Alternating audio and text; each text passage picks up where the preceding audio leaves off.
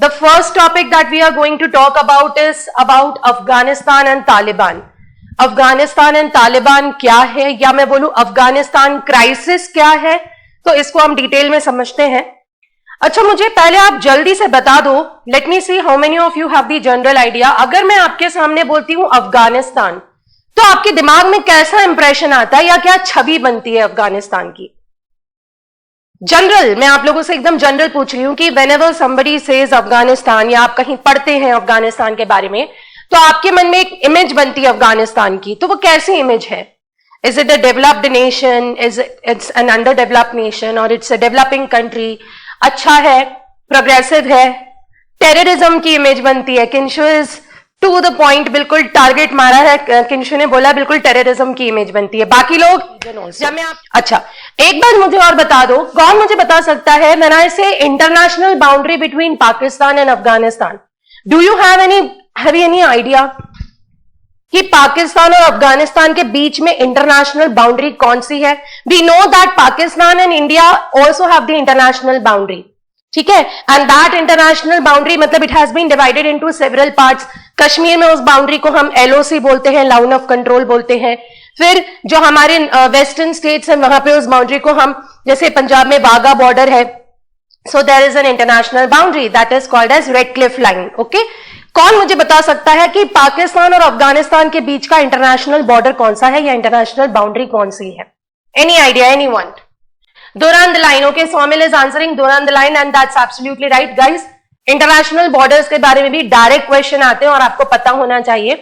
पाकिस्तान और अफगानिस्तान के बीच की आज की जो इंटरनेशनल बॉर्डर है, इसका नाम है Durand line. But originally Durand line was plotted between British India and Afghanistan, because उस समय पाकिस्तान नहीं था, right, it was the British India. तो originally Durand line was plotted between Afghanistan and British India, और पार्टीशन के बाद right now that border exist as international boundary between Pakistan and Afghanistan. Basically Afghanistan की जो हिस्ट्री है, this plays a very important role to understand the origin of terrorism in this country. Afghanistan का जो इतिहास रहा है, इसमें भी हम थोड़ी सी चर्चा करेंगे, वहीं से हमको आइडिया मिलेगा कि किस तरह से अलग अलग मिलिटेंट ग्रुप्स या अलग अलग इंसर्जेंट ग्रुप्स, इंसर्जेंट्स मतलब या मिलिटेंट्स मतलब ऐसे लोग जिन्होंने हथियार उठा लिए सरकार के खिलाफ, जो सरकार के खिलाफ विद्रोह कर रहे हैं, they are not happy with the policies of the government, तो इसको हम कहते हैं इंसर्जेंट ग्रुप, या मैं बोलूंगी कि प्रोटेस्टर्स। लेकिन बेसिकली अरेबिक भाषा में इन इंसर्जेंट्स के लिए या मिलिटेंट्स के लिए, मिलिटेंट्स मतलब they are not recognised by the respective government. अगर वो मिलिटेंट इंडिया के रिस्पेक्ट में है तो इंडियन गवर्नमेंट उसको रिकॉग्नाइज नहीं करता, उसको बोलते हैं कि उसको टेररिस्ट मानता है। अगर मैं अफगानिस्तान के कॉन्टेक्स्ट में बात करूं तो अफगानिस्तान की स्टेट गवर्नमेंट जो है वो इन मिलिटेंट्स को रिकॉग्नाइज नहीं करती। तो अरेबिक भाषा में ऐसे मिलिटेंट्स के लिए या इंसर्जेंट्स के लिए एक टर्म यूज होता है, और वो टर्म क्या है, कोई मुझे बताएगा? मुजाहिदीन। मैंने बोला मिलिटेंट्स या इंसर्जेंट्स, तो ऐसे लोग जिनको सरकारें रिकॉग्नाइज नहीं करती, जिन्होंने हथियार उठा लिए सरकार के खिलाफ, इनको कहते हैं मुजाहिदीन, ठीक है। तो it is a word that is derived in the Arabic language. इसका मतलब होता है basically they are the ones और दे आर द मुजाहिद्स हु आर फाइटिंग फॉर जिहाद। इनको मुजाहिदीन को डिस्क्राइब करते हैं as Islamic guerrillas, Islamic guerrillas, they are fighting for जिहाद। टोटल आबादी अफगानिस्तान की जो मैं बोलूं that is 39 million, so it's approximately 3.9 crore मैं बोल सकती हूं। अब गवर्नमेंट जो चलती है अफगानिस्तान में, उसका फॉर्म कैसा है? गवर्नमेंट का फॉर्म है यूनिटरी प्रेसिडेंशियल इस्लामिक रिपब्लिक। सबसे इंपॉर्टेंट बात, क्या इंडिया ने अपना कोई स्टेट धर्म डिक्लेयर कर रखा है? नहीं, इंडिया ने अपना कोई स्टेट धर्म डिक्लेयर नहीं कर रखा। We say that we are a secular nation, we don't say that we are a Hindu nation. लेकिन अफगानिस्तान ने बोल रखा है कि it is a Islamic republic, मतलब इनका स्टेट रिलीजन क्या है? इस्लाम। पाकिस्तान का स्टेट रिलीजन क्या है? इस्लाम। ये इन देशों ने बोल रखा है, राइट। दूसरा, अभी जो प्रेसिडेंट है ये है अशरफ घानी। अच्छा, इस्लाम धर्म की स्थापना किसने की थी?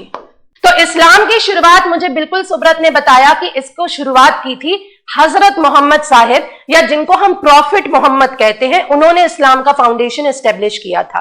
ठीक है, अब हजरत मोहम्मद साहिब, या जिनको हम पैगंबर साहिब बोलते हैं या प्रॉफिट बोलते हैं, इन्होंने शुरू तो कर दिया। अच्छा, ये जो टर्म है ना प्रॉफिट,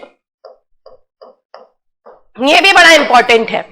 दुनिया में ऐसे 3 ही रिलीजन हैं जहां पर प्रॉफिट्स हैं, या उन 3 रिलीजन्स को बोला जाता है Abrahamic religion. Abrahamic religion, Abrahamic मतलब यहां इस 3 रिलीजन में प्रॉफिट्स होते हैं। प्रॉफिट्स मतलब एक मैसेंजर होता है गॉड का। So there are only 3 religions in the world which are called as Abrahamic religion. One is Islam, क्योंकि इसमें भी प्रॉफिट थे हजरत मोहम्मद साहिब।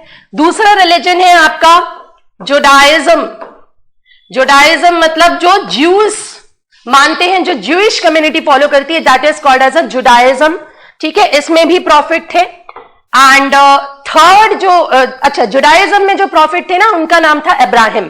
ठीक है, और थर्ड रिलीजन जो है, जो अब्राहमिक रिलीजन है, that is the Christianity.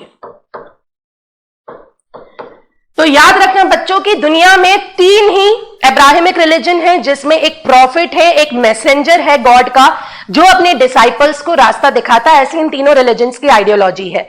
So that is Islam, Judaism and Christianity. You need to understand this. Okay, अच्छा, और इस्लाम की हम बात कर रहे हैं, तो इस्लाम का फाउंडेशन किया था हजरत मोहम्मद साहिब ने या पैगंबर साहिब ने। तो आप बोलोगे मैम बाकी के रिलीजन क्या है?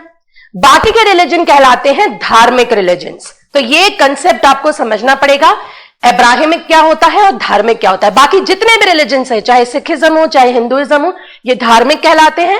और केवल ये 3 रिलीजन्स है, जुडाइज्म, क्रिश्चियनिटी एंड इस्लाम, जिनको अब्राहमिक रिलीजन या ऐसे रिलीजन जिनमें प्रॉफिट्स होते हैं।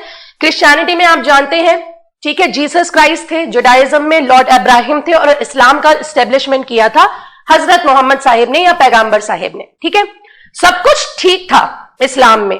प्रॉब्लम होती है जब हजरत मोहम्मद साहिब की डेथ हुई।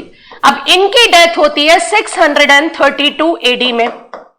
तो जब इनकी डेथ हुई 632 एडी में, तो सवाल उठा कि किसको हजरत मोहम्मद साहिब का डिसेंडेंट माना जाएगा, किसको उनका राइटफुल सक्सेसर माना जाएगा। तो भैया 2 ऑप्शन निकल कर आए सब लोगों के सामने।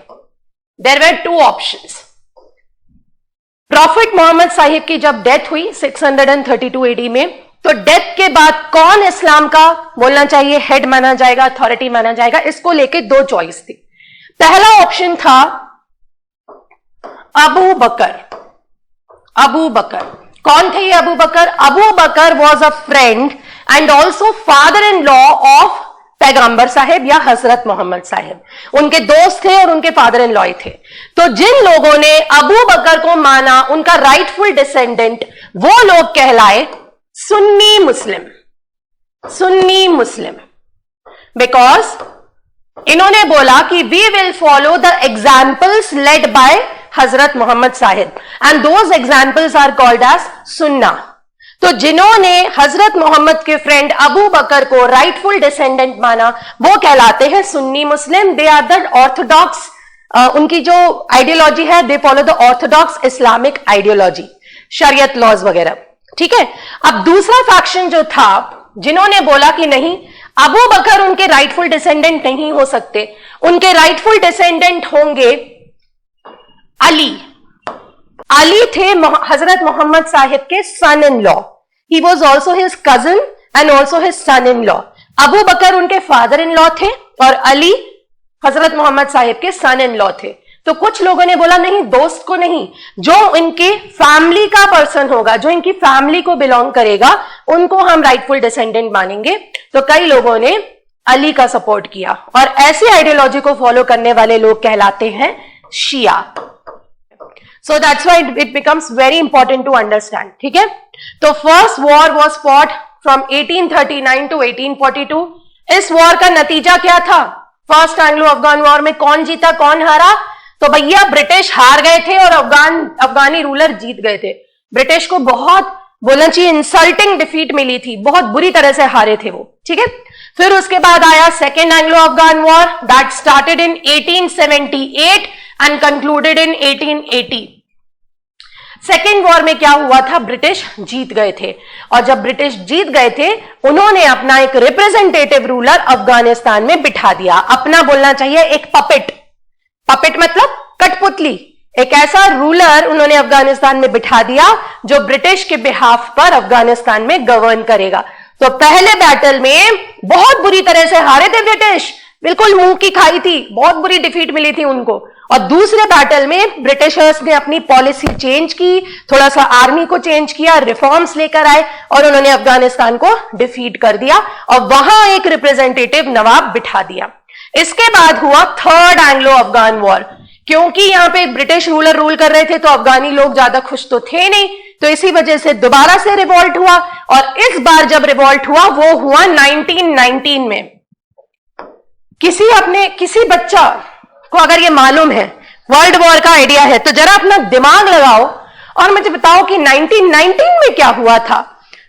ठीक है, after Mohammad Zahir Shah Daoud Khan became very important. तो कुछ वक्त के लिए मोहम्मद जाहिर शाह जो थे वो देश के बाहर गए हुए थे, फॉरेन ट्रिप पर गए हुए थे। तो इनके ब्रदर, बोलना चाहिए इनके कजिन थे, मोहम्मद जाहिर शाह के कजिन थे मोहम्मद दाऊद खान, इन्होंने कर दिया तख्ता पलट। जब किंग देश में मौजूद नहीं थे, जाहिर शाह देश में नहीं थे, अफगानिस्तान से बाहर गए हुए थे, फॉरेन कंट्री में थे, तो उन्हीं के कजिन ब्रदर ने, जो उस वक्त उनके एक तरह से प्राइम मिनिस्टर थे, तो इन प्राइम मिनिस्टर ने, जिनका नाम था मोहम्मद दाऊद खान, इन्होंने कर दिया कूप डी टैट। कूप डी टैट का मतलब होता है, इसको लिखते हैं कूप डी टैट, पर इसको बोलते हैं कू। कू का मतलब होता है तख्ता पलट।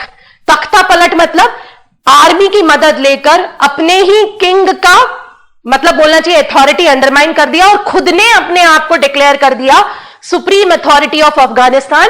और मोहम्मद दाऊद खान ने अपने आप को राजा नहीं बोला, he did not claim himself to be the king, इन्होंने बोला I am the president of Afghanistan. इन्होंने बोल दिया I am the president of Afghanistan. समझ में आया?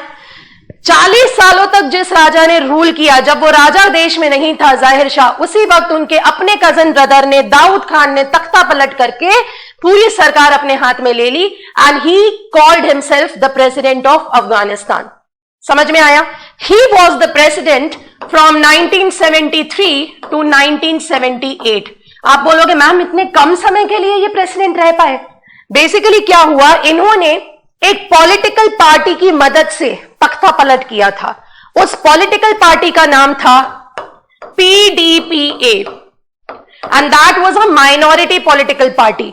PDPA का फुल फॉर्म है people's democratic party of Afghanistan. दोबारा बता रही हूं, PDPA का फुल फॉर्म था people's democratic party of Afghanistan.